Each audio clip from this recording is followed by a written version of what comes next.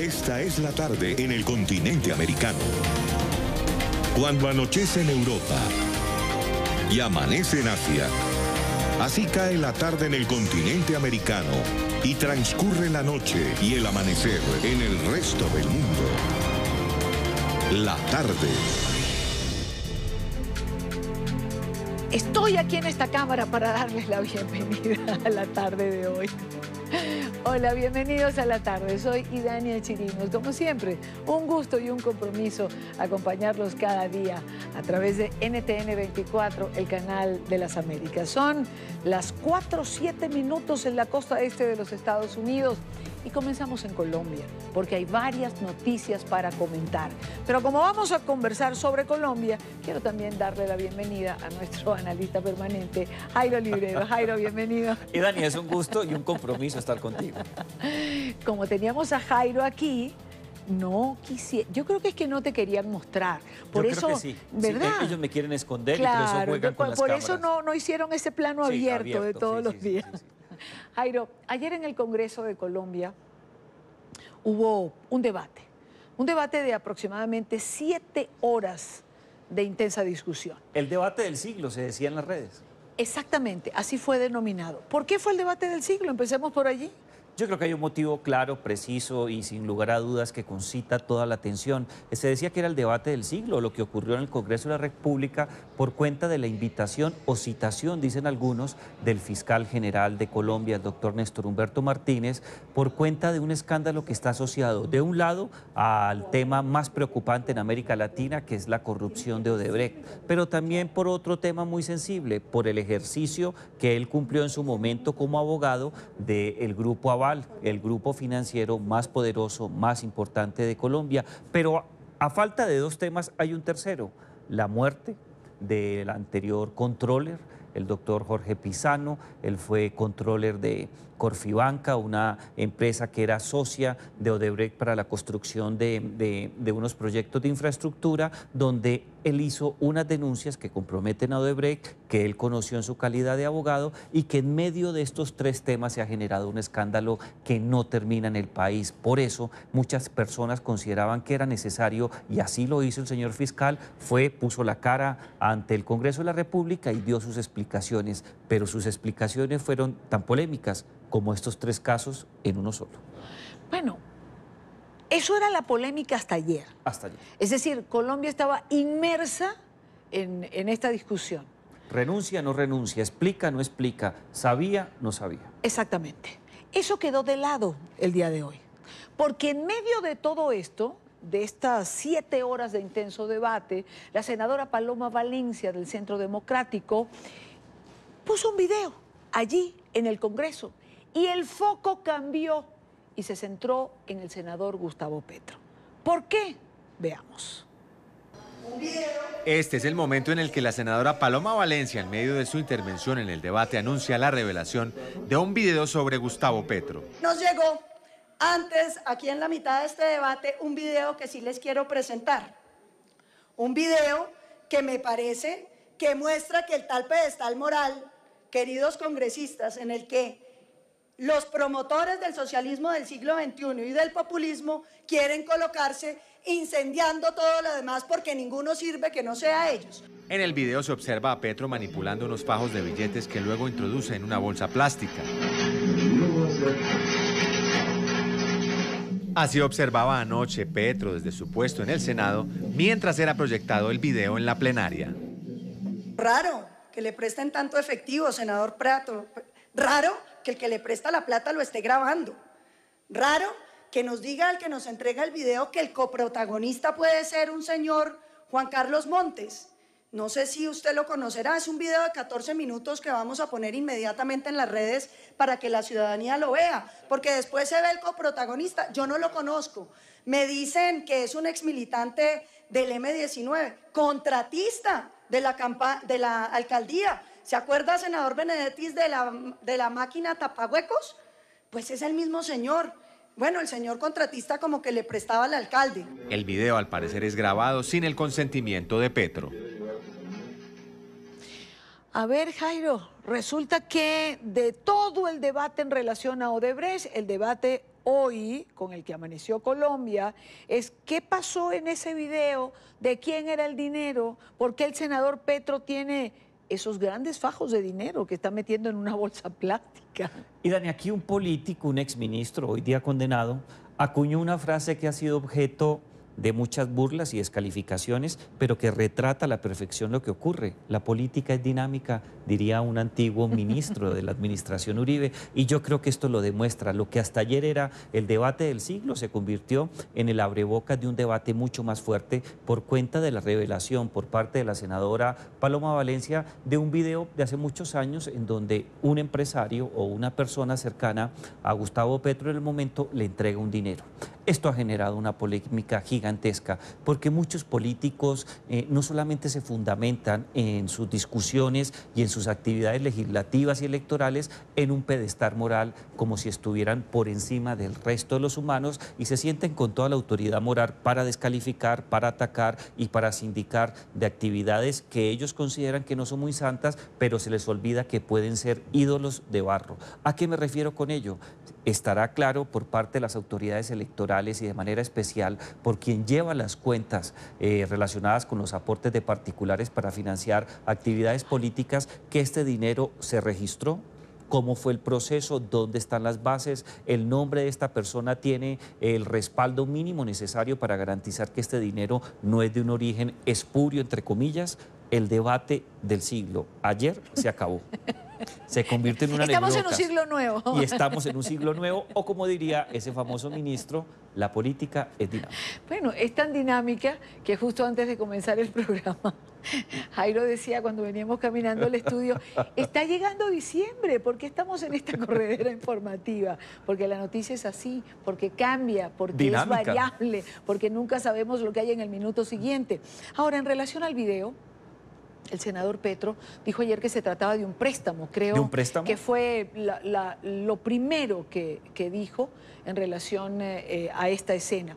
Pero su abogado, entiendo... El doctor Ortiz, un abogado muy reconocido en que Colombia. después, ya entrada la noche, declaraba a los medios de comunicación, decía que se trataba de dinero que estaba siendo recolectado para la campaña o para la organización política o algo por el estilo. Pero comenzamos mal porque se contradicen. ¿Cómo se va a contradecir el implicado en el video y el abogado? Es una contradicción que es imperdonable, más aún con una figura pública como Gustavo Petro y con la figura del doctor Ortiz, que es uno de los abogados constitucionalistas más reconocidos en Colombia. Y Dania, esto hace parte de no estar preparado para las cosas y creer que con una respuesta inmediata se va a subsanar este tipo de problemas. Fíjese, Dania, que hoy en la gran mayoría de medios de comunicación, radiales, escritos, televisivos, en las páginas digitales, el debate y la gran preocupación que existe es de dónde surgió este dinero, por qué no se puede justificar de la mejor manera, y la preocupación que muchos investigadores deben estar en estos momentos tratando de resolver gira en torno a si existen registros contables en la época que sustenten no solamente la cuantía del dinero que se contó, sino el nombre de la persona que prestó ese dinero en dado caso que eso haya sido así. Hasta ahora no tenemos una respuesta clara, no tenemos una respuesta precisa y las dudas siguen surgiendo, porque si en el caso de lo que fue hasta hace muy pocas horas o quizás hasta hace mediodía el debate del siglo, todo indica que la burbuja de estos acontecimientos se puede llevar por delante no solamente a una figura tan importante en la política colombiana como la es de Gustavo Petro, sino que deja nuevamente en el piso la clase política, que no solamente sale mal evaluada en las principales encuestas en Colombia y en América Latina, sino particularmente genera un deterioro político y de legitimidad. No puedo dejar de comentar un tuit de un invitado a este programa y un compañero nuestro de Hassan Nazar, Claro. que escribía un tuit muy temprano en la mañana y decía, no se olvide, cuando reciba dinero en bolsa, pida la factura. Es muy cierto. Otro punto para comentar con Jairo Libreros. Carlos Holmes Trujillo en la Organización de Estados Americanos. Nuevamente hubo un roce diplomático entre Colombia y Venezuela, luego de que el canciller hiciera críticas a la situación bajo el régimen de Nicolás Maduro. La representante de la delegación venezolana volvió a acusar a la administración de Iván Duque de encabezar un complot internacional para dar un golpe de Estado a Maduro. Carolina Valladares tiene este reporte. ¿Qué tal? Buenas tardes. Primera visita del canciller de Colombia, Carlos Gómez Trujillo, aquí a la sede de la OEA en Washington. Intervino hoy el canciller ante el Consejo Permanente en una reunión extraordinaria aquí en la OEA para presentar oficialmente a Medellín como sede de la Asamblea General de la OEA, de este organismo, el próximo 26 y 28 de junio.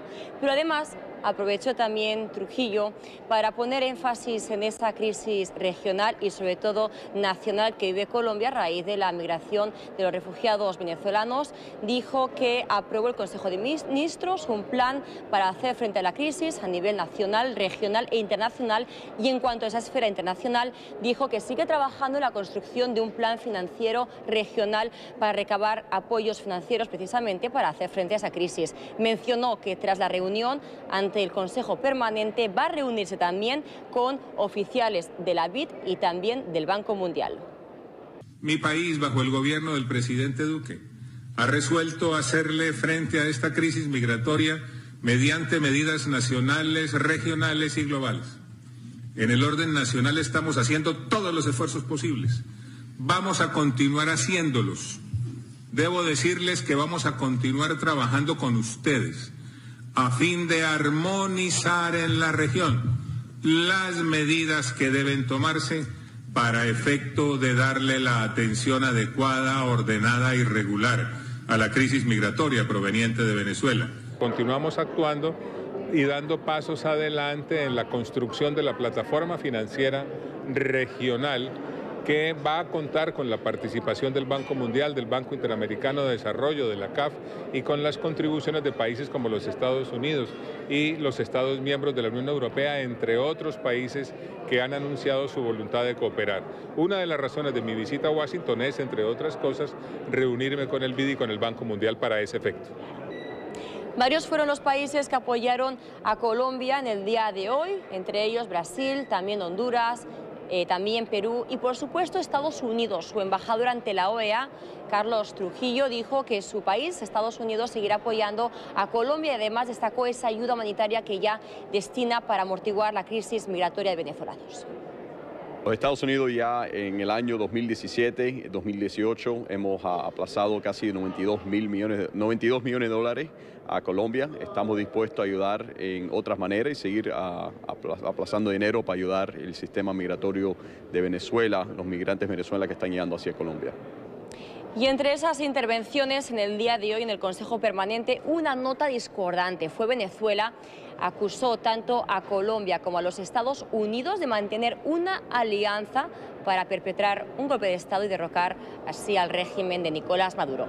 Desde Washington, desde la OEA, Carolina Valladares para NTN 24.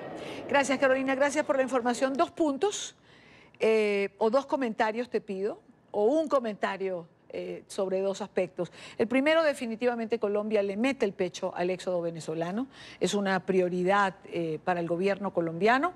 Y lo segundo, ¿de qué conspiración, hombre? Van a insistir hablando los representantes de Nicolás Maduro en organismos internacionales. ¿De qué conspiración de Colombia y Estados Unidos para derrocar a Maduro? La única conspiración que hay en ese sentido es la del propio pueblo venezolano, que ya no puede ni con el hambre, ni con la falta de medicinas, ni con la crisis humanitaria que tiene que vivir cotidianamente. 3 comentarios muy breves, y Daniel. Sí, Primero, porque ya casi te dejo sin comentarios. Sí, eso te iba a decir, estoy totalmente de acuerdo contigo y suscribo cada una de las palabras dichas editorialmente hablando. En segundo lugar, Colombia se ha convertido en el timonel de la lucha por el retorno de la democracia en América Latina, especialmente por la crisis de la dictadura de Maduro. Hay que tener en cuenta que la gestión que ha adelantado el canciller Carlos Gómez Trujillo, que ha sido brillante, destacada, demuestra que los compromisos de campaña del presidente Duque se van a cumplir. Y en segundo lugar, Idania, la retórica, la capacidad increíble de hablar que tienen ciertos funcionarios venezolanos no se compadece con su miserable capacidad de ejecutar políticas públicas en beneficio de su propio país. Ahora, Jairo, hoy a las calles de Colombia pues tenemos, Colombia es noticia y sigue dando noticias, evidentemente. Y hoy los estudiantes salieron una vez más. Hoy se habló de un paro nacional, de una movilización nacional, salieron a las calles en todo el territorio y, por supuesto, en Bogotá. La lluvia que cayó en la tarde, por lo menos en la capital de Colombia, quizás calmó un poco las cosas, pero la marcha es noticia.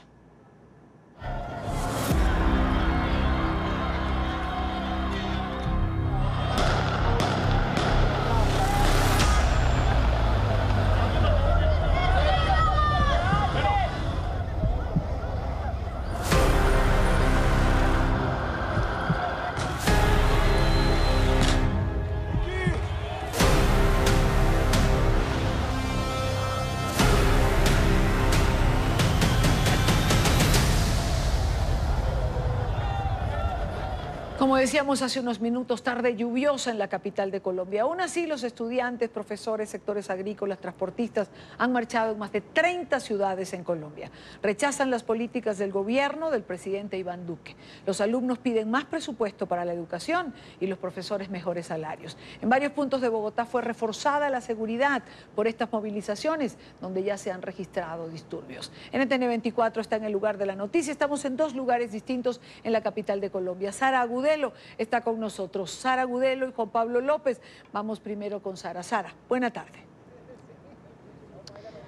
Hola Idania, buenas tardes. Pues es que las marchas en Colombia son noticia porque hoy tan solo en Bogotá se movilizaron aproximadamente 10.000 personas. Todas ellas comenzaron a concentrarse desde las 7 de la mañana y a las 10 de la mañana comenzaron a movilizarse. Hubo disturbios, dos puntualmente, uno al mediodía y otro hace pocos minutos en donde nosotros nos encontramos, que es en el Parque Timisa, en la localidad de Kennedy, sur de Bogotá. Principalmente estos disturbios, ¿por qué se presentaron? Porque los manifestantes cambiaron la ruta que habían establecido ellos mismos ayer con el distrito. Es muy importante decir que fueron ellos mismos quienes le dijeron al distrito ayer, incluso el distrito también en una rueda de prensa nos anunció cuáles serían esos recorridos concretados o concordados con los mismos manifestantes, y lo que nos ha dicho el distrito durante todo el día es que ellos estuvieron en conversaciones precisamente con los líderes de las marchas, pues para evitar que se presentaran estos desvíos, pero pues sin embargo ocurrieron. El primer desvío se presentó al mediodía y era que los manifestantes habían acordado llegar hasta el Parque San Andrés en la localidad de Engativá, muy cerca al Portal 80 de Transmilenio. Pero en la ruta o cuando estaban manifestando, pues decidieron cambiar la ruta y dirigirse hasta el Parque Simón Bolívar, que es también en el occidente de Bogotá. El SMAT tuvo que intervenir porque esa no era la ruta que habían establecido y pues fue ahí entonces en donde se presentaron los enfrentamientos. Lo mismo pasó en la tarde, digamos que la marcha que venía desde el sur, que es en donde nosotros estamos, pues transcurría con normalidad y también con calma, pero ellos debían llegar hasta el Parque Timisa. Sin embargo, transcurría por la avenida 1 de Mayo, cuando ahí llegaron hasta la avenida Villavicencio para dirigirse hasta la Universidad Distrital de Bosa. Ese no era el lugar de encuentro que habían acordado y por eso fue ahí cuando el SMAT tuvo que intervenir. Digamos que los disturbios de la tarde fueron un poco más graves o más duros porque eran muchas personas encapuchadas que se encapucharon para enfrentarse con el SMAT, les tiraron piedras, el SMAT pues por supuesto también reaccionó. Desorden también pues durante estos enfrentamientos, y aproximadamente lo que nos han dicho las autoridades es que hasta el momento hubo 6 capturados precisamente por enfrentarse con la autoridad. A esta hora pues digamos quiero mostrarles, a ver si mi camarógrafo puede dar hasta allá, hasta el punto. El parque está altamente custodiado por policías y allá muy al fondo pues se ve un pequeño grupo de estudiantes luego de que el SMAT pues lograra dispersarlos. Por supuesto, estamos muy atentos a lo que dirán las autoridades, especialmente la alcaldía de Bogotá, porque claramente incumplieron los acuerdos a los que habían llegado ayer y pues esto tendrá unas sanciones. Es por ahora la información desde el sur de Bogotá. Continúen ustedes con más noticias. Gracias, Sara, gracias por toda la información, por la síntesis que has hecho de lo que fue la movilización en la capital de Colombia. Pero ahora vamos a la Plaza Bolívar, en el centro de la capital colombiana, con Felipe Quintero. Este era el punto de llegada de la movilización. Felipe es... Juan Pablo. No, es Juan Pablo. Juan Pablo López fue el que anunció hace unos minutos, pero como me estaban diciendo Felipe, también teníamos otro contacto con él, pero aquí está Juan Pablo. Juan Pablo, el punto de llegada era la Plaza Bolívar de Bogotá. ¿Qué pasó? Buena tarde para ti. Y Dania, buena tarde. Mira, es muy curioso porque son dos de las principales marchas que se realizaron aquí en Bogotá que llegaban hasta este punto, hasta la Plaza de Bolívar. Una que eran los sindicatos de los educadores y los maestros, FECODE se llama, que salía desde unos 2 o 3 kilómetros de acá, se venían caminando durante toda la mañana, y la otra era las centrales obreras, la Confederación General de Trabajadores de Colombia, que también llegaba hasta este punto. Llegaron aproximadamente unas 3.000, 4.000 personas, calculamos, a grandes rasgos, pero a las 2 de la tarde el aguacero muy fuerte que cayó sobre el centro de Bogotá obligó a que se suspendiera y se dispersara la manifestación que hasta ese momento había sido pacífica. Lo que ustedes ven en sus pantallas es el dispositivo de seguridad de la Policía Nacional y del SMAT, del Escuadrón Móvil Antidisturbio, que ha estado acá durante toda la mañana y que parte de la tarde llegó también hasta este lugar. Hay unas personas que están haciendo una manifestación pacífica también con sábanas blancas en la Plaza de Bolívar. Sin embargo, pues lo que vemos y el panorama es que ya han desmontado la tarima principal en la que habían determinado hacer algunas manifestaciones públicas también y hacer pues el final oficial de la marcha, de la movilización, esto porque estaban protestando principalmente, y estas centrales obreras y el Sindicato de los Trabajadores, por el tema de la reforma tributaria que está presentando en este momento justamente el presidente Iván Duque y el ministro de Hacienda ante el Congreso de la República, y que dicen que además va a golpear muchísimo la clase media. Y también están protestando por el presupuesto a la educación. Dice que debe ser un poco más alto y que además están solidarizando con la causa de los estudiantes que también están movilizando a esta hora. Las telas negras que ustedes ven sobre la alcaldía mayor de la ciudad de Bogotá, de la capital de Colombia, es justamente para que no hubiera vallas o paredes pintadas, porque es muy común que en este tipo de manifestaciones también se vayan los estudiantes en contra de las instalaciones o en contra de los monumentos públicos. Sin embargo, pues no hubo mayor afectación, fue absolutamente pacífica esta movilización. El presidente Iván Duque en la mañana dio un balance de lo que habían sido estas movilizaciones. Ayer en una alocución también televisada dijo que tenían todo el derecho los ciudadanos, los estudiantes, los sindicatos a protestar. Sin embargo, no era conveniente, o más bien no era legal, por decirlo de alguna manera, que bloquearan vías y que además también la emprendieran en contra de las personas o de los bienes públicos. Por eso dijo que habría judicializaciones pronto también a las personas que fueran sorprendidas en estas conductas. Pues más tarde el presidente Iván Duque también, el ministro de Defensa Guillermo Botero, el ministro de Defensa colombiano, va a dar un balance general de lo que ha pasado en todo el país, incluyendo acá en Bogotá, y con este fondo de la Plaza de Bolívar vacía. Me despido desde el centro de Bogotá. Juan Pablo López, NTN 24. Buenas tardes. Gracias, Juan Pablo. Buena tarde para ti. Gracias por el reporte. Jairo, dos comentarios. Los estudiantes continúan su protesta por el presupuesto de las universidades. Sí. Los estudiantes insisten en reunirse con el presidente ha enviado delegados. Luego se suman los gremios que protestan por las políticas, y uno se pregunta, ¿qué políticas? Si apenas acaba de cumplir 100 días. Protestan por la reforma tributaria o la ley de financiamiento. Por la reforma tributaria. Sí. ¿Qué reforma? Si no han podido llegar a ningún acuerdo. Ningún acuerdo. Es decir, han tumbado ya dos, la que el presidente presentó, claro, la tumbaron. Luego... Antier se puso otra en consideración, se llegó a un acuerdo, 10 horas después, de nuevo se cae. ¿Qué va a pasar con esta calle encendida en Colombia? Y Daniel, yo creo que esto hace parte de una nueva Colombia que ha estado marcada por una situación antes de la firma del acuerdo de paz con las FARC. Siempre la protesta social, o por lo menos un importante sector de la sociedad, consideraba que la protesta social podía tener algunos vicios vinculados con las actividades, especialmente de las FARC. Pero hoy día que no hay FARC, hoy día que se respira un ambiente diferente, creo que muchas personas consideran que un buen mecanismo para exigir el cumplimiento de sus derechos, de acuerdo a la interpretación que ellos tengan, es precisamente la protesta social. Y dos, yo creo que aprovecharon el cambio de gobierno, aprovecharon que el presidente Duque es un hombre moderado, es un hombre que le gusta el diálogo, es una persona que está dispuesta no solamente a escuchar a los diferentes sectores, sino buscar mecanismos que le permita solucionar temas de política pública de la mejor manera. El problema es que no hemos logrado establecer un mecanismo que permita convertir los anhelos de diferentes sectores en estrategias de política pública. El presidente está haciendo lo que tiene que hacer. Puso a su ministra de Educación, una mujer que ha demostrado ser muy eficiente en sus actividades, a resolver este tema. Pero creo que hay un grado ya de intransigencia que puede echar al traste lo que está pasando. Y ya que hablamos de Colombia, Colombia también es noticia, pero esta vez en Venezuela, por la expectativa ante la deportación de 59 colombianos presos, oigan bien, desde el año 2016. El Servicio Bolivariano de Migración y Extranjería tendría listo un operativo para entregarlo a las autoridades de Bogotá, aunque aún no se ha iniciado el proceso de traslado. Oliver Fernández. tiene un reporte en Caracas. Oliver.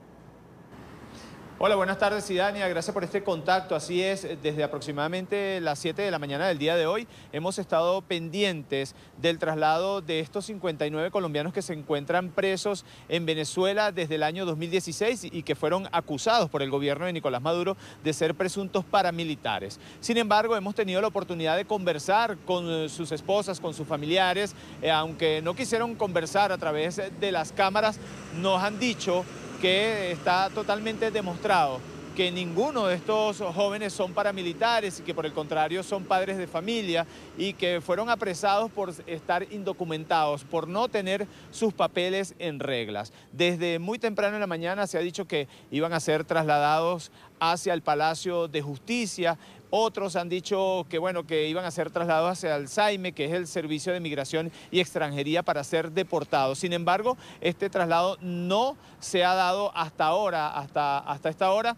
Nosotros, por supuesto, hemos estado conversando con algunos de los abogados y ellos han dicho que, bueno, que todavía no se sabe qué va a pasar. También se ha dicho de manera extraoficial que estas personas pudieran ser deportadas en la madrugada del día de hoy. Sin embargo, bueno, vamos a esperar, o en la madrugada de mañana, vamos a esperar entonces a ver si se concreta la deportación de estas personas. Lo que sí tenemos entendido es que este martes estuvieron los del Servicio de Migración y Extranjería haciendo algunas evaluaciones, también los hicieron llenar algunas planillas. Sin embargo, pues no se ha concretado nada, si serán los tribunales o si serán deportados en la madrugada de mañana. Sin embargo, nosotros, por supuesto, Idania, vamos a estar muy pendientes de lo que ocurra para llevarles toda la información que se genere sobre estas personas que, recordemos, ya tienen 2 años detenidos acá en Venezuela. Con esta información vamos a retornar contigo a la tarde de NTN 24.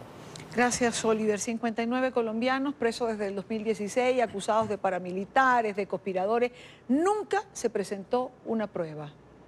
Se dice que por eso es que ahora se recurre al argumento de la deportación por irregularidad en los papeles. Así no tendríamos que responder por la detención arbitraria. Claro que sí, Dani, es un mecanismo propio de cualquier dictadura que trata de esquivar a como dé lugar cualquier responsabilidad, no solamente por la falla de la prestación del servicio de justicia, sino por los errores que terminan por violar las garantías fundamentales, que no es un tema solamente de un país en particular, hace parte de los estándares internacionales que regulan el tema de los derechos humanos. Lo saca del país y muy seguramente muchos de ellos, con tal de darle sepultura a ese episodio tan difícil que están viviendo, cierran este tema y regresarán al país para continuar con sus vidas. Pero el daño ya está hecho y va a ser muy difícil que con un dinero en un lugar donde no existe un sistema jurídico que permita garantizar que ese tipo de indemnizaciones obren de la mejor manera, pues pensarán que se sepultará el tema. No, y con el problema de que muchos de ellos tienen familia en Venezuela, esposa, hijos, ¿no? Ojalá y realmente permitan la libertad de estos 59 ciudadanos de Colombia, bien para que estén en Venezuela, bien para que puedan regresar a Colombia. Jairo, gracias. Colombia ha sido noticia, por eso la primera parte de la agenda, o mejor dicho, la primera parte del programa, donde usualmente revisamos la agenda informativa, la ocupó Colombia, porque hoy Colombia ha sido noticia en esta primera parte. Gracias por acompañarnos, como siempre. Muy buena la invitación, muchas gracias. Vamos a la pausa, regresamos en breve con más información. Vamos a hablar de la frontera entre México y los Estados Unidos. Cientos de migrantes parece que están pidiendo al gobierno de Honduras retornarlos al país. Vamos a hablar sobre esto, pero también vamos a ver la Navidad en Nueva York, porque como decía nuestro analista permanente, ya diciembre está llegando. Ya venimos.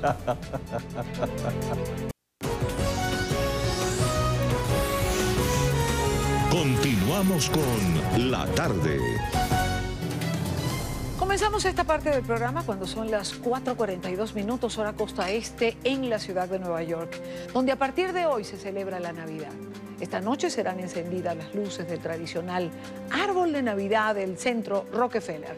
Todavía faltan varias horas para el evento, pero en Manhattan ya se siente el ánimo festivo. NTN 24 en el lugar de la noticia. Alejandro Rincón está con nosotros. Buena tarde para ti, Alejo.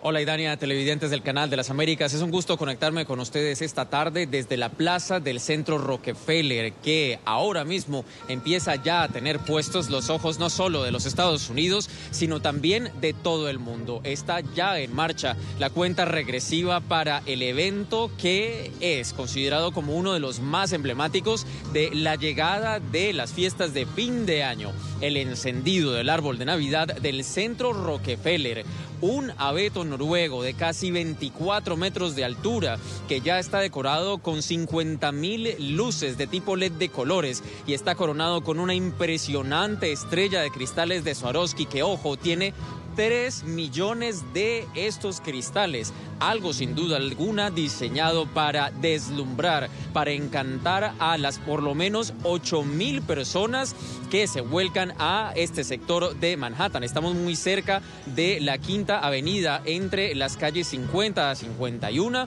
y se convierte justo este sector en el punto de atención a partir de esta tarde y en el transcurso de la noche. Algo de lo cual, por supuesto, hay un montón de gente que no quiere perderse momento alguno y por eso tenemos para ustedes ya algunas reacciones de algunos hispanos quienes desde primer momento del día han venido a guardar su puesto y esta es la expectativa que tienen para la noche de hoy. Vemos que está todo muy organizado, mucha gente y bueno, esto siempre ha sido una atracción para la gente del mundo porque Nueva York es la capital del mundo. Es un modelo para seguir, creo que las luces indican vida, indican dinámica y progreso en la ciudad. Nos parece sensacional, maravillosa, a pesar que el clima está un poco fuertísimo, pero igual emocionadas de conocer las calles tan iluminadas, tan hermosas y tan concurridas, ¿no?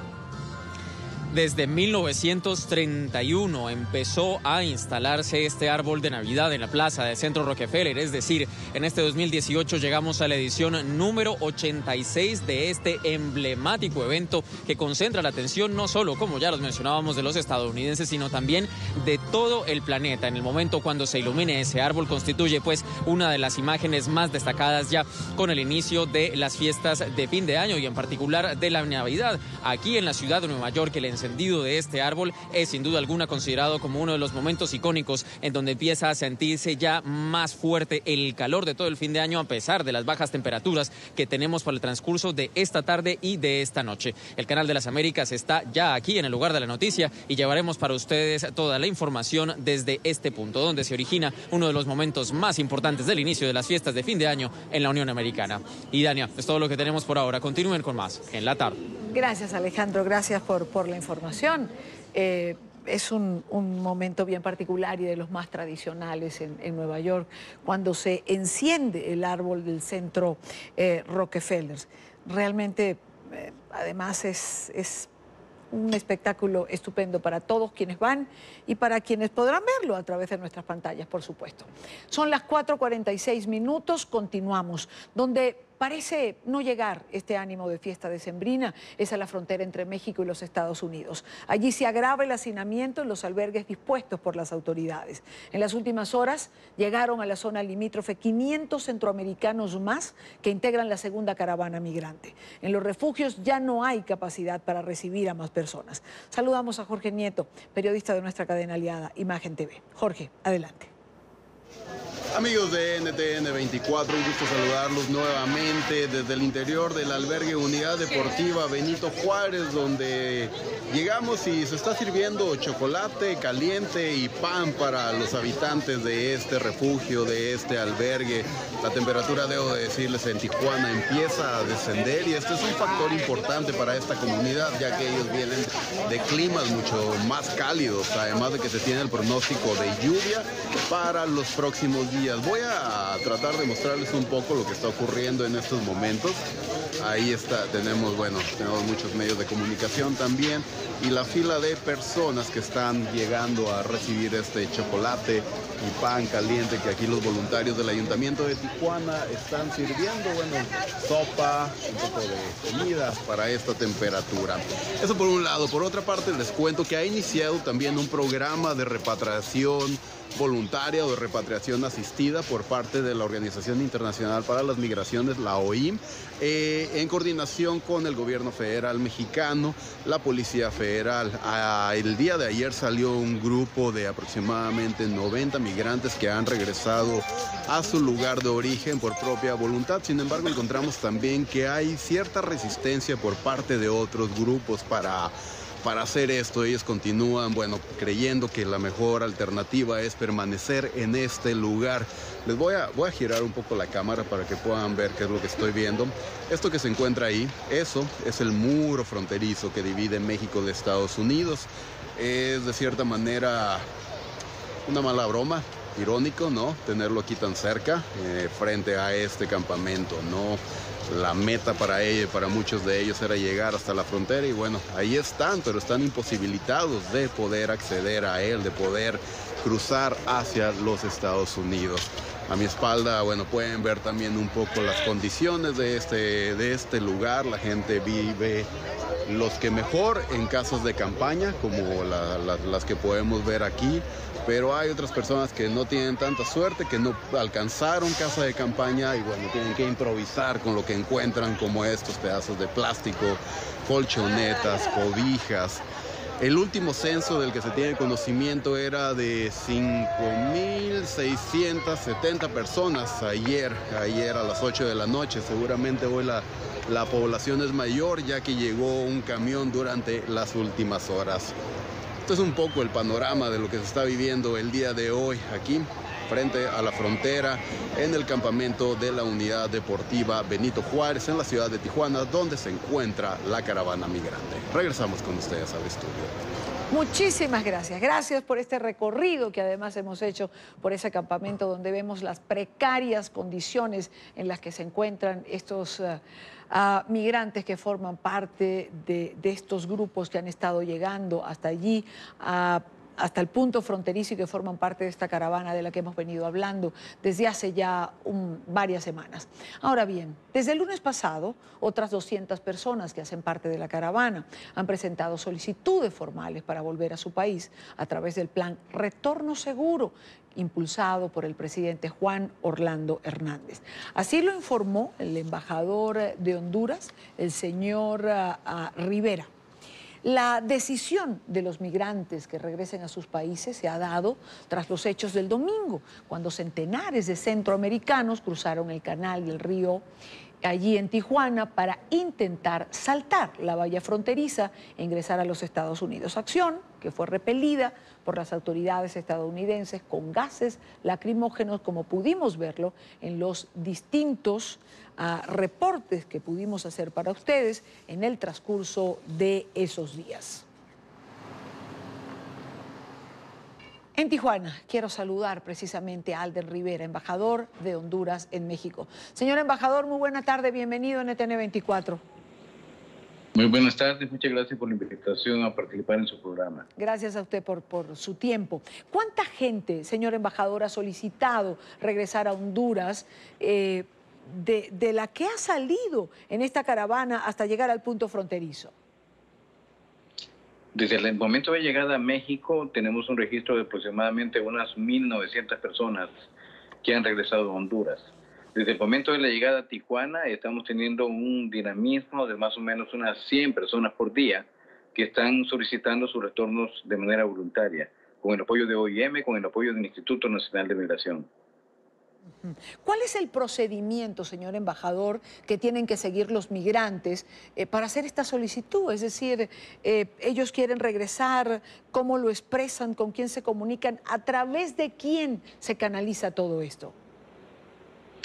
Sí, en efecto tenemos un procedimiento bastante bien establecido en el que participa la Organización Internacional de Migraciones, que tiene presencia en los dos albergues aquí en Baja California, que está en Mexicali, con la presencia de OIM, ellos detectan a las personas o se acercan las personas a OIM más bien para indicar su intención de poder hacer un retorno voluntario a Honduras y luego OIM la traslada hacia el punto en donde tenemos establecido un consulado móvil, en donde está personal de la Embajada de Honduras en México, atendiendo todas esas solicitudes y canalizándolas por la misma vía de la OIM o por la vía del apoyo del Instituto Nacional de Migración. Ahora, señor embajador, ¿qué ocurrirá con estas personas cuando lleguen a Honduras nuevamente? ¿Cuál es el proceso que van a seguir una vez entren nuevamente en su territorio? Tenemos un centro de atención al hondureño migrante que está ubicado en un municipio llamado Omoa. En ese lugar están representantes de la Secretaría de Desarrollo Social, de la Secretaría de Desarrollo Económico, de la Secretaría de Relaciones Exteriores, y todos ellos reciben a los hondureños que deciden regresar al país para tratar de ofrecerles un paquete de beneficios que incluyen los programas de desarrollo social del Gobierno de la República y los programas de generación de empleo y en adición un nuevo programa que tiene que ver con emprendedurismo. Esas posibilidades son ofrecidas a cada una de las personas que regresan al país y en adición se les brinda toda la asistencia y el apoyo económico para que puedan llegar hasta sus lugares de origen. Pero es un proceso que va acompañado de intervenciones y acciones de parte de varias instituciones del Gobierno de la República bajo la figura de los programas de reinserción que tiene diseñados el Gobierno hondureño. Señor embajador, mucho se ha hablado a lo largo de todo este tiempo en que la caravana ha venido trasladándose desde Honduras, pasando por México hasta llegar aquí a la frontera con Estados Unidos. Se ha llegado a decir que esta frontera, que esta caravana ha estado manipulada. ¿Qué información ha manejado el gobierno de Honduras en relación a esto? Porque hay gente que evidentemente está buscando unas mejores condiciones de vida, pero hay otros intereses de lo que también se ha hablado. Sí, el gobierno hondureño ha sido muy claro desde el momento del inicio de la organización de la caravana, a partir del inicio del mes de octubre. En ese momento, en los primeros días o en la primera quincena del mes de octubre, un grupo de connotación política en Honduras se dedicó a hacer una convocatoria a través de medios de comunicación, a través de redes sociales, invitando a toda la población hondureña a ser parte de esta caravana, ofreciendo en primera instancia la posibilidad de acceder a una visa de tránsito otorgada por el Gobierno de México y luego indicando de que el Gobierno de los Estados Unidos estaría abierto y en toda la disposición de ofrecer asilo a las personas que así lo solicitaran. Esos fueron los detonantes, digamos que los factores que estimularon la participación de una gran cantidad de hondureños en esta caravana migrante y que poco a poco fue adquiriendo más y más tamaño a medida que avanzaba por El Salvador, por Guatemala y a medida que también se internó en territorio mexicano. Pero esos factores de la visa de tránsito por México, que es un instrumento que no existe, que es un instrumento que no forma parte de la legislación mexicana, y el hecho de indicar que el gobierno de Estados Unidos estaba abierto a conceder la condición de asilo, que también es algo alejado de la verdad, fueron los factores que incidieron en la creación de la caravana. No negamos que en Honduras tenemos grandes retos en materia de desarrollo social, no negamos que existe pobreza y pobreza extrema en el país y que esos son factores detonantes de la migración. Sin embargo, en este caso sí tiene particularidades de condición atípica que hicieron que se reunieran una gran cantidad de personas en un solo momento. Pues quiero agradecer al señor embajador de Honduras en México, Alden Rivera, por habernos acompañado. Muy buena tarde para usted. Muy buenas tardes. Gracias. Gracias por su tiempo. Es el embajador. Ahora, cuando son las 4:57 minutos, vamos a ir al corte, pero los voy a dejar con las imágenes. Ya se ha abierto señal. Eso que ustedes ven allí es el escenario que ha sido establecido para el encendido del árbol de Navidad de la Casa Blanca. En minutos se encenderá este árbol. Ya venimos.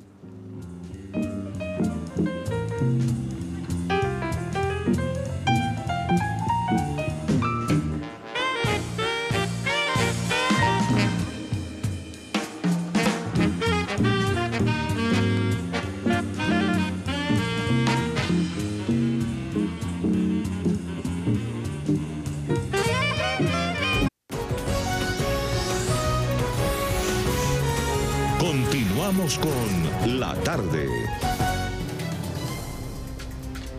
Son las 5:02 minutos, hora costa este de los Estados Unidos, 6:02 minutos en Caracas, Venezuela. Esta ceremonia estaba anunciada para las 5 de la tarde en punto. Allí tenemos el escenario. Pareciera que aún no hay movimiento. Continuamos con el programa y en el momento que esto comience, por supuesto, venimos a ver el encendido del árbol de Navidad en la Casa Blanca. Continuamos con más información mientras tanto. A 10 años de prisión fue condenado el ex tesorero de Hugo Chávez, Alejandro Andrade. La Corte Federal de Estados Unidos sentenció al teniente retirado por delitos de corrupción y determinó que tiene un plazo de 3 meses para entregarse a las autoridades. El guardaespaldas y el hombre de confianza del fallecido comandante admitió haber recibido sobornos por parte de Raúl Gorrín, empresario y dueño del canal de televisión Globovisión. Aseguró además que Gorrín pagó sobornos por más de $1.000 millones. Andrade debe enfrentar otros procesos por soborno y lavado de dinero en los Estados Unidos, por operaciones que hizo cuando fue tesorero de la nación venezolana. En esta parte del programa quiero saludar a Carlos Vecchio, coordinador político de Voluntad Popular. Carlos, bienvenido. Gracias, Idania, por esta invitación. Un placer. Ayer estuviste presente cuando sentenciaron a Alejandro Hernández.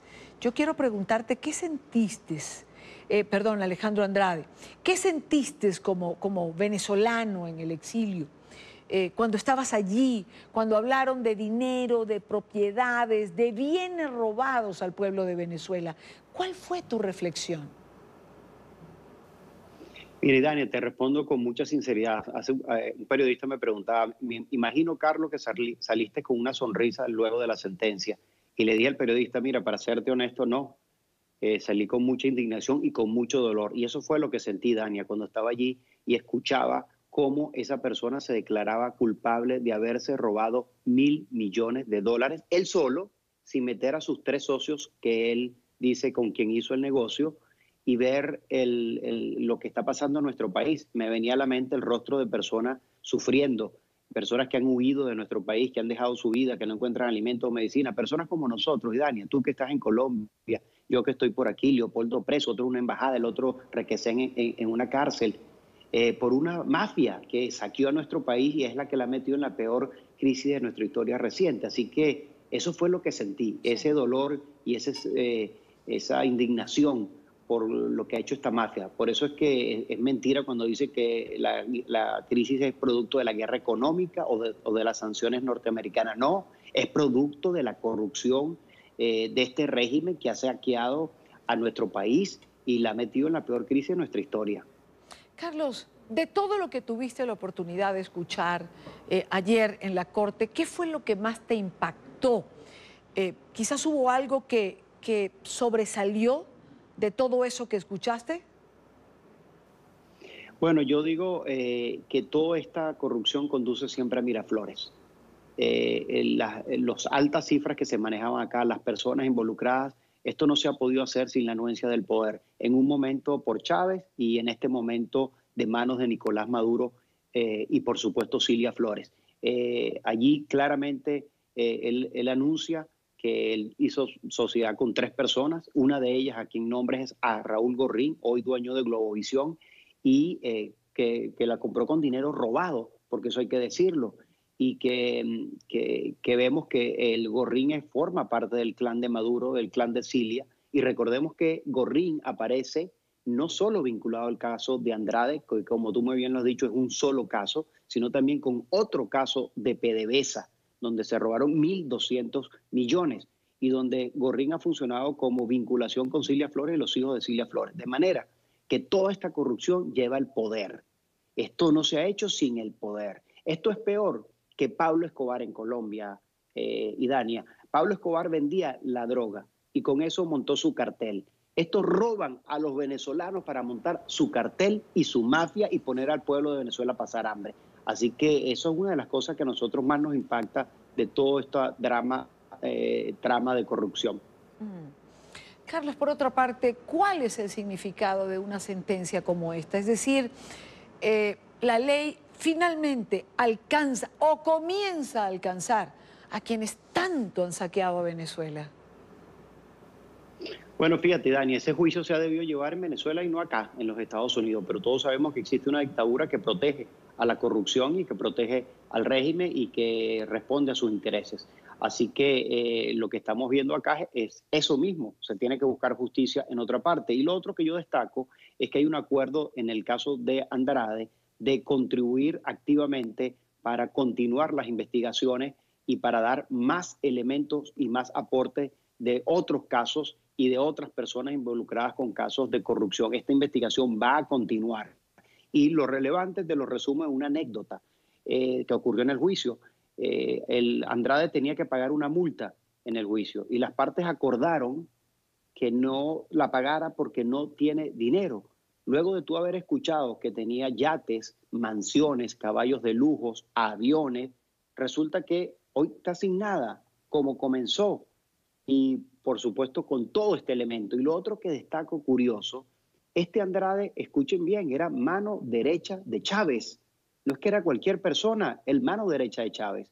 Y resulta que Andrade en el juicio en la corte elogió a Estados Unidos. Es decir, el hermano de Chávez, y Chávez vivía criticando supuestamente el imperio norteamericano, etcétera, decía que estaba agradecido con los Estados Unidos de haberle permitido traer a su familia, que lo habían tratado excelente, que esto era un gran país y que estaba eternamente agradecido por eso, por todo esto que estaban haciendo y de estar en una justicia pues que era justa. Entonces ves toda esta retórica de cómo se saqueó un país para luego estar viviendo en el imperio de la mejor manera a costa de nuestro pueblo.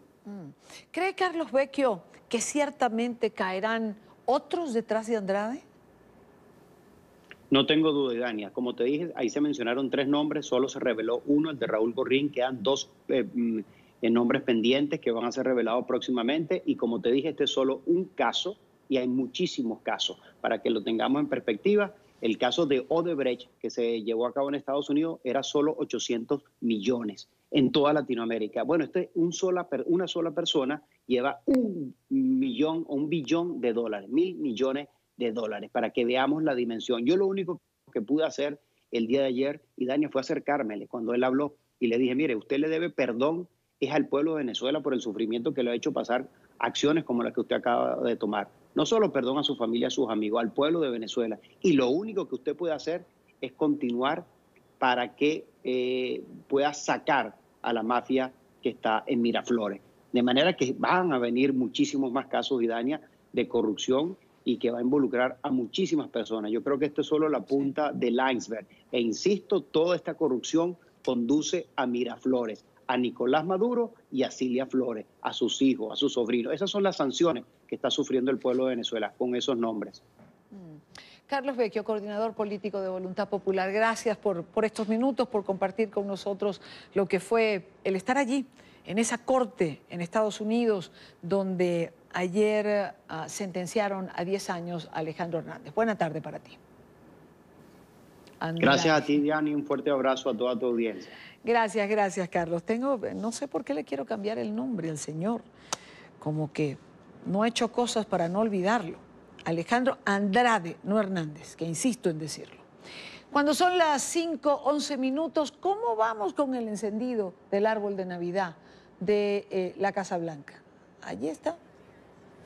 Quizás están esperando que se ponga un poco más oscuro, que caiga más la tarde para que las luces se vean mejor. Allí estamos. Mientras tanto, seguimos con más noticias. No hay política de atención migratoria para los venezolanos en Trinidad y Tobago. Esta es la denuncia que ha realizado el diputado venezolano Carlos Valero, luego de informar que en el país caribeño habría 55.000 venezolanos en situación de migración y 135 de ellos se encontrarían detenidos en diferentes cárceles. Según Valero, quien visitó las islas recientemente, la Embajada de Venezuela en este país ha acusado a los detenidos de ser unos traidores a la patria, negándoles el acceso a trámites ante esa oficina consular. En esta parte del programa quiero saludar a Carlos Valero, diputado a la Asamblea Nacional por el partido Un Nuevo Tiempo, miembro de la Comisión de Política Exterior del Parlamento. Diputado, bienvenido, buena tarde. Muchas gracias, muy buenas tardes, saludos a todos ustedes. Lo primero que le quisiera preguntar es, ¿qué encontró usted en la isla. ¿Cuál fue el panorama con el que usted se topó cuando llegó? En este momento nosotros podemos estar hablando de aproximadamente unos 55.000 venezolanos que están en la isla sobre una población de 1.300.000, es decir, es un número considerable desde el punto de vista porcentual. Estamos hablando de más de 9.000 solicitudes de asilo ante ACNUR. De esas solicitudes de asilo, una vez que son aprobadas, como no hay una legislación que de alguna manera le permita a esos venezolanos integrarse a la isla, al gobierno, a la sociedad trinitaria, lo que ocurre es que les aprueban las solicitudes de asilo y quedan como una especie de limbo. Únicamente van una vez cada 45 días a firmar un libro de control en las oficinas migratorias, pero no tienen derecho a trabajar, no tienen derecho a la salud, sus hijos no tienen derecho absolutamente a nada, no tienen derecho a los servicios. Entonces, ¿qué es lo que ocurre? Por ejemplo, cosas como esta, más de 400 niños que no tienen acceso a la educación formal. La Iglesia Católica, a través de una fundación que se llama Living Water, creó, con el patrocinio de ACNUR y de Naciones Unidas, un albergue donde estos niños están la mayor parte del día, pues mientras los padres trabajan en negro, o sea, nada legal, y ahí los agrupan. Los niños de 4 a 7 años en un salón, de 6, 7 años y medio a 9, y reciben formación en inglés, formación en algunos valores, pero no hay ningún tipo de escolaridad que soporte a esos niños, con lo cual están perdiendo su vida útil escolar y eso es muy grave. Después vimos también que tenemos un número importante de los 130 detenidos, por lo menos unos 60, entre hombres y mujeres, tienen solicitudes de protección ante ACNUR. Eso significa que ellos están amparados por el Tratado de Refugiados, del cual Trinidad y Tobago es signatario, pero aún así están detenidos y ellos no deberían estar detenidos. Y bueno, pero igual, una vez que son puestos en libertad, que pagan las multas, que se someten a un calvario, no tienen ningún tipo de estatus legal. O sea, lo que está ocurriendo con los venezolanos en la isla es completamente terrible y yo estoy convencido que esto ocurre por la relación que hay entre el gobierno, entre Maduro y el primer ministro de Trinidad, que tienen una especie de acuerdo secreto en tema de gas y que eso priva todo hacia abajo.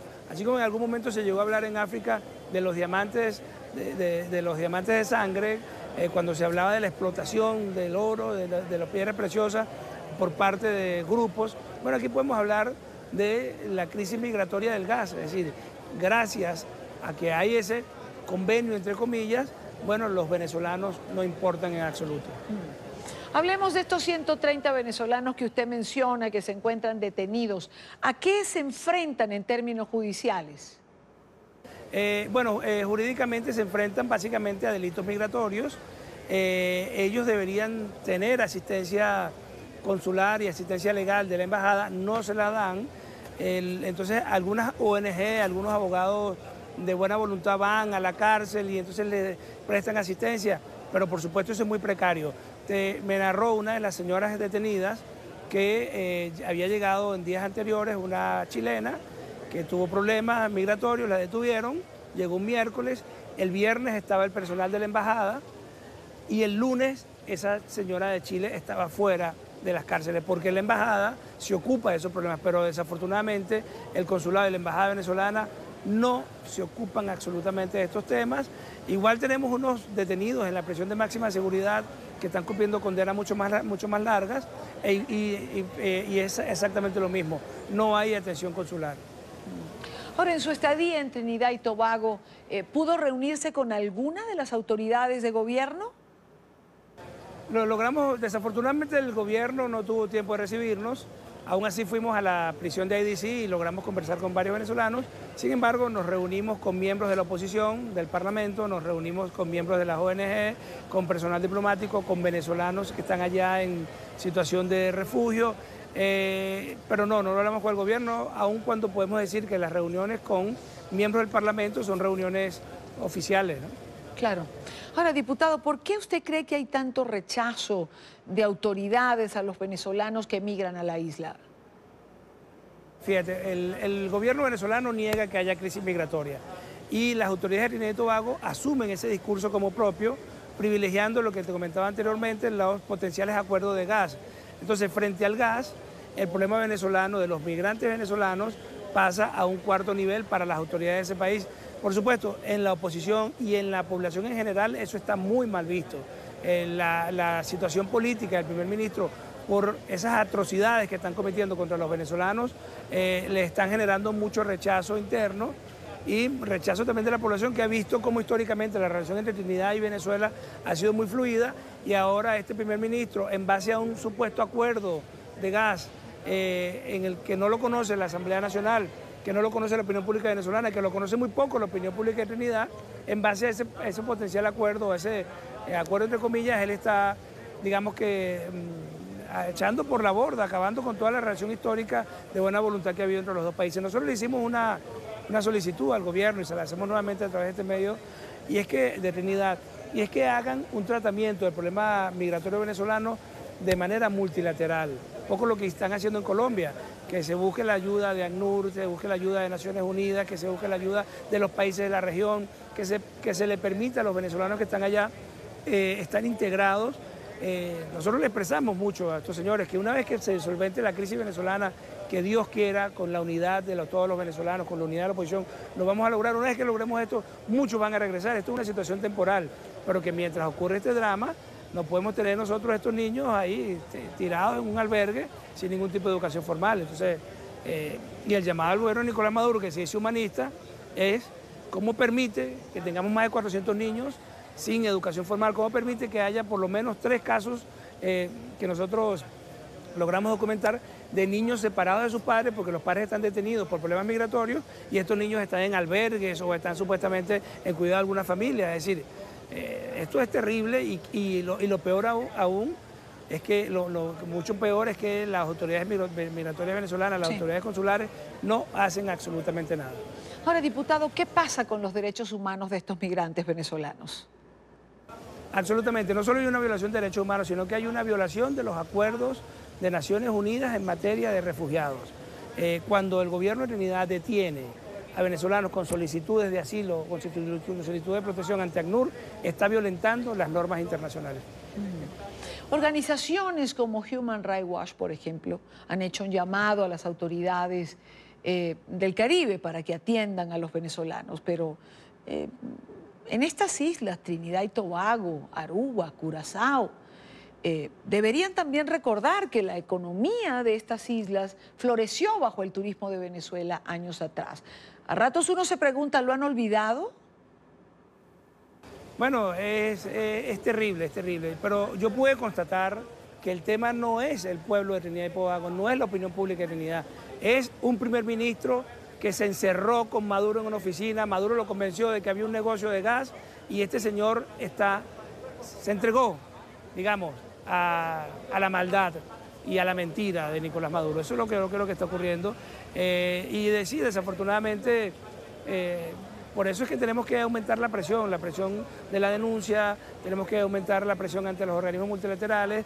Nosotros hemos dirigido una comunicación a Eduardo Stein, alto comisionado de Naciones Unidas para los refugiados, precisamente para que este tema sea atendido con prioridad. Se habla de que más de 200 venezolanos están llegando de forma ilegal a Trinidad y Tobago a través de botes, de embarcaciones. Nosotros lo hemos llamado balseros, los nuevos balseros venezolanos. Y sí, son un recorrido de 9 horas, en mar abierto, terrible, llegan de madrugada. En fin, estamos en una situación calamitosa que tiene que ser atendida de forma multilateral, y en la medida en que el gobierno de Trinidad se niega a ver esto y en la medida en que el gobierno venezolano se niega a coordinarla, claro, los que terminan sufriendo, por supuesto, son los pobres migrantes venezolanos. Así es. Quiero agradecer a Carlos Valero, diputado a la Asamblea Nacional, miembro de la Comisión Política o de Política Exterior. Muchísimas gracias por estar en NTN 24. Muchas gracias a ustedes, muchas gracias a Idania, y saludo a todo el pueblo venezolano y colombiano. Son las 6:21 en Caracas. Continuamos. No cesan los reclamos de los trabajadores públicos en Venezuela. Hoy alzaron nuevamente su voz para exigir al gobierno mejores condiciones de vida. Eso es lo que pasa con quienes se quedan adentro. Piden que se les devuelvan sus garantías laborales y aseguran que el salario no alcanza ni para comer. Este es un informe de Luis Laya en la capital de Venezuela. Señor presidente, no se inmiscuya en los contratos colectivos y deje esto en manos de la empresa y los trabajadores. Respete el contrato colectivo, respete la Constitución Nacional. Cobrar un salario justo y que les respeten sus beneficios. Eso es lo que exigen los trabajadores de los sectores públicos de Venezuela. Hoy el dinero no alcanza ni para comer. Pero otra vez están pasando hambre. Nosotros tenemos compañeros que cuando le falta un día para cobrar el salario semanal, simplemente tienen hasta 2 días sin comer. Eso lo estamos viviendo la clase obrera, la clase trabajadora venezolana. Nosotros le vamos a solicitar en este momento seriedad al gobierno de Maduro, porque los trabajadores somos los que estamos pasando trabajo. Somos nosotros los que estamos viviendo esta grave situación y esta crisis. Nosotros ganamos 600 soberanos a la semana. Eso no nos alcanza a nosotros para comprar un cartón de huevo en Puerto Ordaz, porque vale 1000 soberanos un cartón de huevo. El kilo de queso vale, no nos da para comprar un kilo de queso, que ya está en 900 soberanos un kilo de queso. O sea, yo le digo al señor presidente que con un salario de 600 bolívares, yo lo invito como trabajador, que vayamos al mercado del Quinta Crespo y hagamos un mercado con 600 soberanos para ver si él va a llevar los artículos que él se come, las 3 papas que él se come. En la manifestación que recorrió varias avenidas de Caracas para exigir a la Defensoría del Pueblo que garanticen sus derechos, participaron varios sectores, entre ellos la salud. La crisis se agudiza. Que hoy en día nuestros centros de salud tienen una escasez de insumos y de material médico quirúrgico que alcanza el 95%, que solo se está alimentando en nuestros centros de salud el 5% de los pacientes. Entonces nosotros le exigimos al defensor del pueblo que no defienda su puesto, que no defienda el puesto del presidente, que defienda los derechos humanos de los ciudadanos, que defienda el derecho a la salud y a la vida. Los trabajadores de las industrias básicas de Guayana denunciaron que por protestar son perseguidos. Este martes fueron detenidos 15 trabajadores que reclamaron sus derechos. Son solamente trabajadores, no son dirigentes sindicales y tienen más de 3 meses protestando por su beneficio y su salario. Pues ayer, sin ninguna explicación, el gobierno arremetió. Tenemos información que fue el DGCIN que los metió detenidos, pero no sabemos hasta el sol de hoy nada, ni los familiares tampoco saben nada de ellos. Pero el amedrentamiento continúa. La situación es similar en el metro de Caracas. Más de 60 trabajadores han sido despedidos por reclamar sus derechos. Porque ya son más de 60 despidos injustificados por reclamo de sus derechos. Le hacemos un llamado a través de este medio que rectifique. Los trabajadores indicaron que son más de 3 meses los que tienen en las calles sin recibir respuesta por parte del Estado venezolano. Indicaron que mientras más se prolongue una solución a sus problemas, más contundente será su protesta. Desde Caracas, Venezuela, para la tarde de NTN 24, Luis Alejandro Laya. Gracias, Luis Alejandro, gracias por la información. Con esto hacemos una pausa. Antes les recuerdo y les hago una invitación que se suscriban a nuestro canal en YouTube NTN24, www.youtube.com/NTN24. Allí todo el contenido multimedia, nuestras entrevistas, reportajes y la señal en vivo de NTN24. Recuerde conectarse para estar conectado a la información.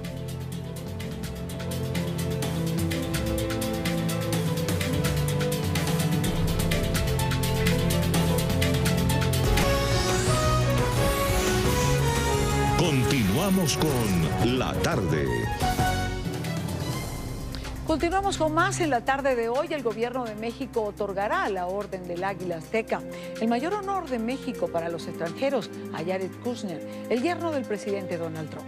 Según la secretaria de Relaciones Exteriores de México, el galardón, que será entregado este viernes en Buenos Aires, Argentina, en el marco de la cumbre del G20, será otorgado por su papel en la coordinación de las relaciones entre México y los Estados Unidos, desde que asumió el presidente Donald Trump, en particular su papel en la renegociación del Acuerdo de Libre Comercio, el TLCAN. Ciudadanos y opositores criticaron la decisión. La misma ha generado una gran polémica dentro de México. El historiador mexicano, por ejemplo, Enrique Krausen, ha escrito en su cuenta de Twitter: Kushner es el yerno de quien llamó a los mexicanos asesinos y violadores. Darle el águila azteca es una actitud supremo de humillación y cobardía. Recordemos qué otros reconocidos personajes a lo largo de la historia han recibido esta valorada condecoración. Por ejemplo, Nelson Mandela, en el año 2010.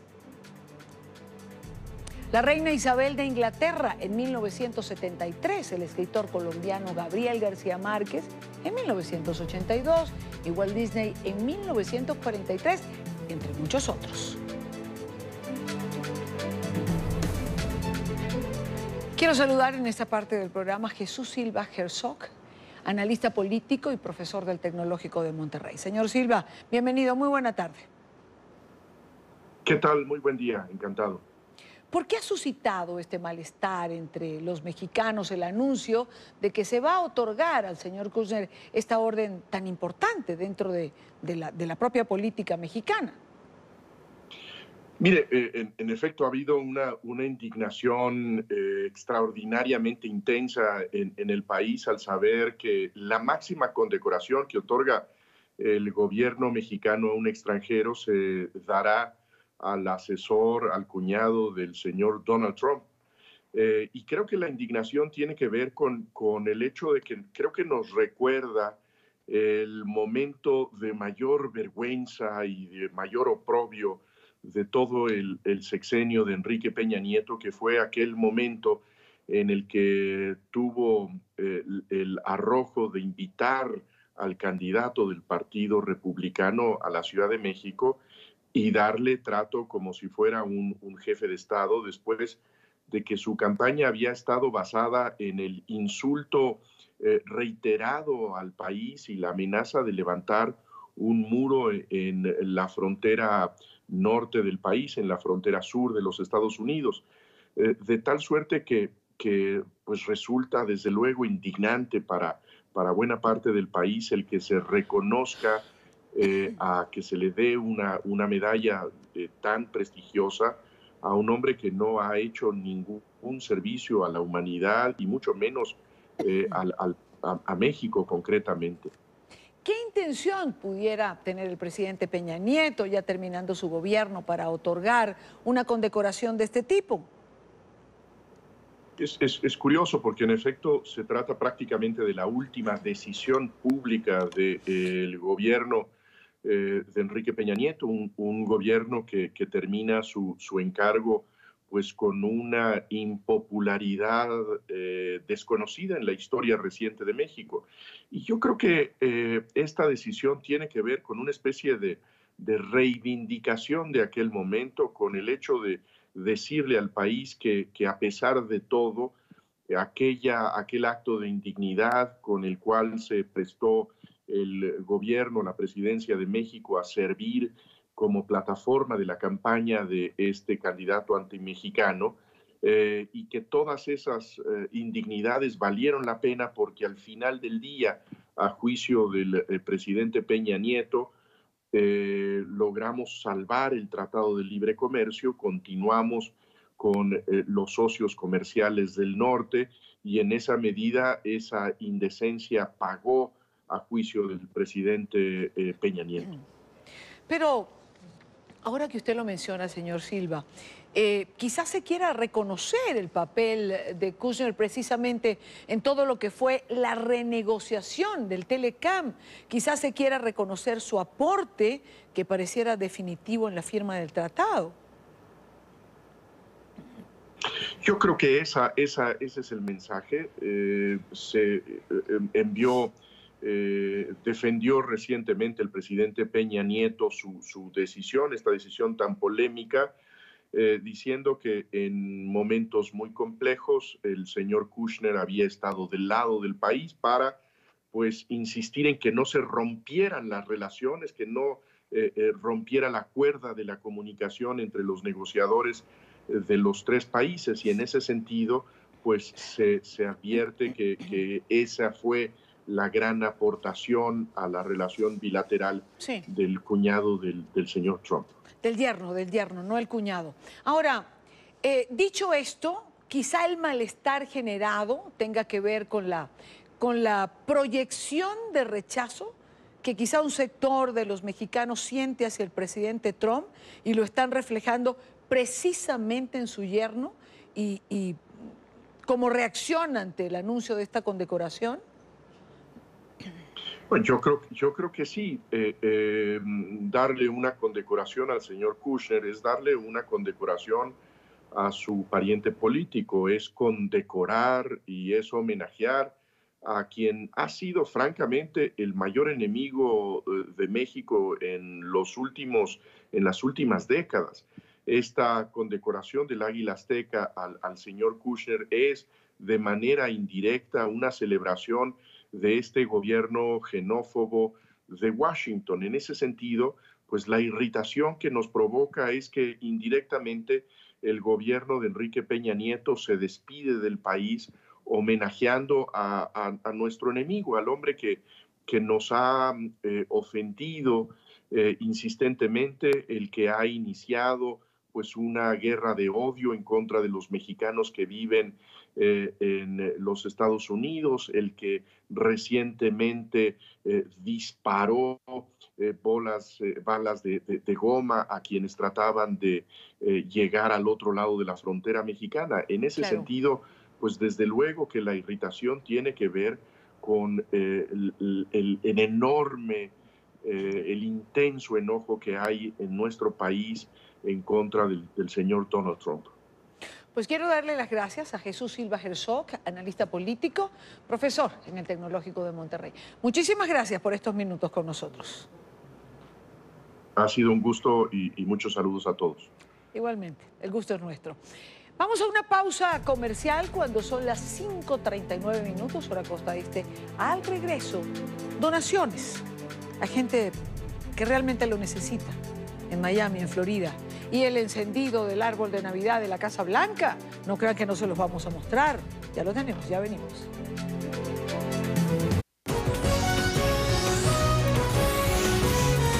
Continuamos con La Tarde. Ya en la última parte del programa, hace minutos el presidente de los Estados Unidos, Donald Trump, y su esposa Melania encendieron el árbol de Navidad frente a la Casa Blanca. Una tradición por parte de la familia presidencial estadounidense que honra el patrimonio festivo de los Estados Unidos.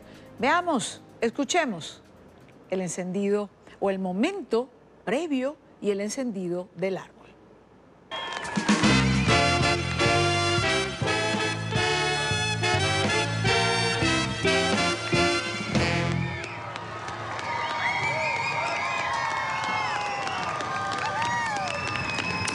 Merry Christmas, everybody. We just have to say it all together. Merry, Merry Christmas. It's great to be with you. And let's light the tree. First Lady will do the honors. We'll do it 10 in reverse. Are you ready? All together. 10, 9, 8, 7, 6, 5, 4, 3, 2, 1. Merry Christmas. Es el momento en que el presidente de los Estados Unidos, Donald Trump, la primera dama Melania Trump, han encendido el árbol. Allí en la Casa Blanca, el presidente Trump deseó una feliz Navidad para todos. Feliz, feliz Navidad, que todo lo grande esté con todos. Y el honor del encendido del árbol de la primera dama Melania Trump. Hace minutos fue este encendido. Y esto en Washington.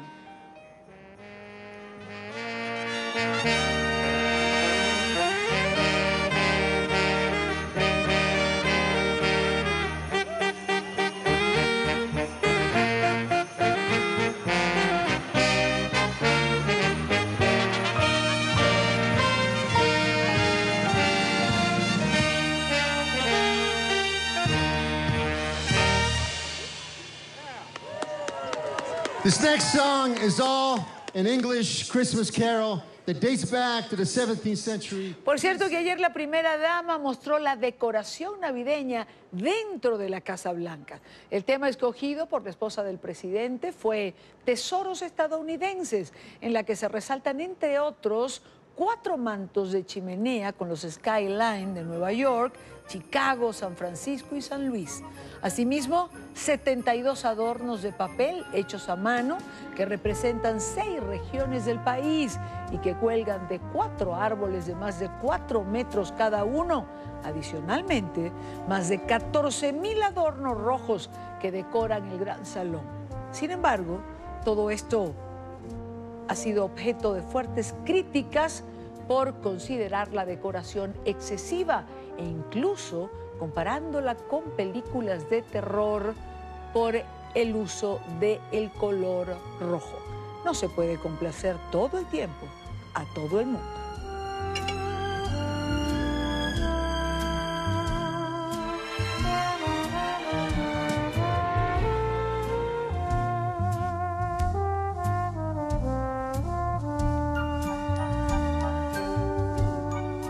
Y el otro árbol que en unas horas ya se va a encender, lo decíamos al comienzo del programa, pero hagamos de nuevo contacto con Alejandro Rincón en Nueva York, porque el árbol del Rockefeller Center se enciende en la noche de hoy. Alejandro.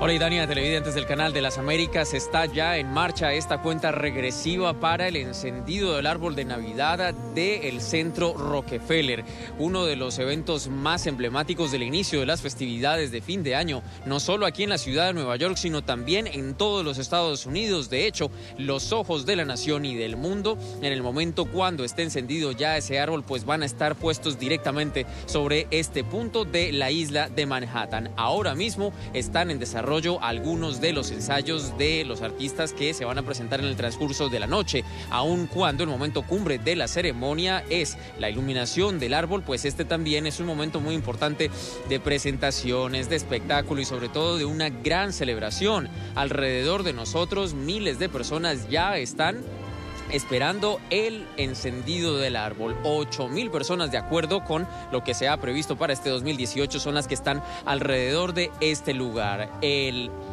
árbol de procedencia de Noruega está decorado con 5,000 luces de tipo LED de colores y todo ello está coronado con una espectacular estrella de cristales de Swarovski. Ojo al dato, 3 millones de estos cristales son los que componen la estrella que para este año tiene un diseño nuevo. Es verdaderamente impactante todo lo que se ha previsto para esta ceremonia que, ojo, también cuenta con un especial esquema de seguridad previsto por la ciudad de Nueva York. No hay una amenaza directa, pero eso no significa que las autoridades no estén alerta. Tendremos miles de oficiales de la policía trabajando, tendremos las unidades de montada y canina, así como cobertura en los tejados con armas largas, nuestros grupos de respuesta estratégica que caen bajo la División de Operaciones Especiales, nuestro Comando de Respuesta Crítica, que está también bajo el Buró, y una fuerza de trabajo que también será desplegada en el área. Ahora mismo empieza ya a crecer el ánimo, está entrando a la gente mientras avanza la preparación y sobre todo quiero que ustedes ahora tengan la oportunidad de ver ahí directo el protagonista de esta noche. Ese es el abeto noruego coronado con su estrella de cristales Swarovski. Ya todas las luces están puestas, está apagado, pero en la noche de hoy, a partir de las 9:45 aproximadamente, según lo previsto en el programa, pues va a estar encendido ese árbol que fue traído de hecho del estado de Nueva York. Vino de una granja del norte del estado, fue donado por una familia que es la que este 2018 pues ha podido permitir que este árbol esté aquí haciendo parte de la celebración en uno de los momentos más emblemáticos del inicio de estas fiestas de fin de año, que además de reunir a las familias, a los turistas, es también un momento o un punto de referencia muy importante para la ciudad. Tal vez alrededor de lo que vemos en la Gran Manzana, este árbol de Navidad es uno de los más concurridos, aun cuando hay otros en importantes sectores de Manhattan, sobre todo como por ejemplo en la Bolsa de Valores en Wall Street.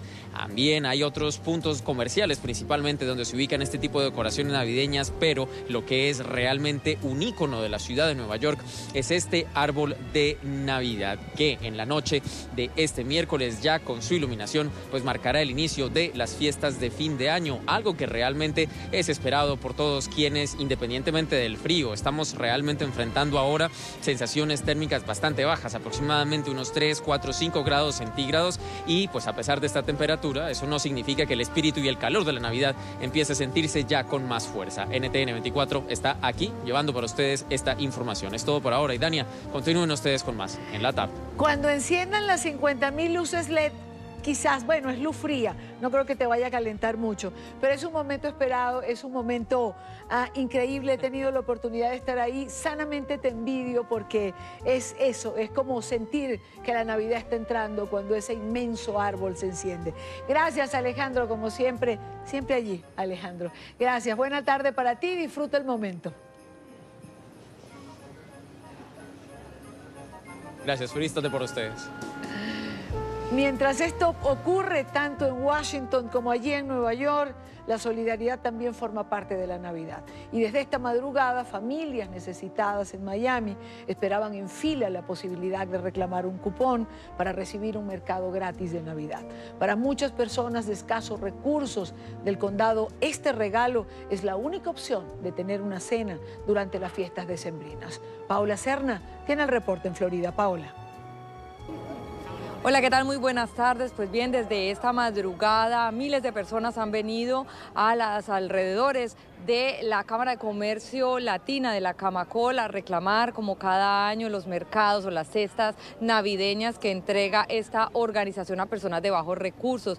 Muchos llegaron desafiando las bajas temperaturas que este año han sido incluso las más bajas desde principios del 2018, entre 50 grados Fahrenheit, alrededor de 10 a 12 grados centígrados. Las personas han esperado para venir a reclamar este mercado que es de gran ayuda para la temporada navideña. Bueno, cuénteme qué espera usted o qué tan importante es este mercado que le regala la Camacol. Muchísimo, porque yo tengo nada más que un income tax de 500 pesos al mes y ese es con lo todo que yo cuento. Bueno, ¿y qué normalmente le dan en este mercado? De todo, de todo. Esta es la segunda vez que yo vengo. No, el año pasado no pude venir, pero entonces lo estaba sintiendo mucho, porque aquí dan un buen mercado para una semana. ¿Y cómo lo aprovechan? ¿Lo usan para la cenita de Navidad también? Para la cenita de Navidad y para un niño autista que tengo conmigo, que es mi nietecito, y él encantado preguntando que si le dieron turrón en la compra. ¿Cuánto tiempo se demoró desde que empezó a hacer la fila? Bueno, ahorita, como 3 horas, sí, más o menos. Pero vale la pena, ¿no? No, sí vale la pena, sí, hasta 6 horas que hubiera estado aquí paradita, porque tengo 84 años y hay veces que no puedo estar mucho tiempo parada, pero traje mi cafecito y completa la mujer. Bueno, déjeme decirle que maravilloso, porque nos ayudan con lo que nos dan, que para nosotros es sacrificio de todo el que aporta para que nosotros podamos tener nuestra cena. Quiere decir, amén. Y a ustedes que siempre están con nosotros. ¿Y qué viene en estos mercados? ¿Qué incluyen? Bueno, ahí incluye la carne, arroz, frijoles, sazones, azúcar. ¿Y con esto preparan la cenita de Navidad? ¿Qué preparan? Alabao, sí señor, que queda riquísima. Las personas que el día de hoy lograron reclamar su cupón tendrán la posibilidad de obtener este mercado navideño el próximo 17 de diciembre a partir de las 7:30 de la mañana. La información desde Miami, soy Paola Serna para NTN 24. Gracias, Paola, por la información. Llegamos al final de la tarde de hoy. Hemos tenido un fin de programa navideño. ¿Y usted encendió ya el árbol de su casa? Bueno, si puede, hágalo. Eso siempre tiene otro ambiente y nos llena de alegría, la que necesitamos muchas veces. Gracias por estar aquí, gracias por acompañarnos. Les espero mañana a la misma hora para debatir, compartir, analizar la agenda informativa del día. No se aparte de nuestra sintonía, termina la tarde, comienza la noche. Jefferson Beltrán ya está listo para comenzar. Los veo mañana.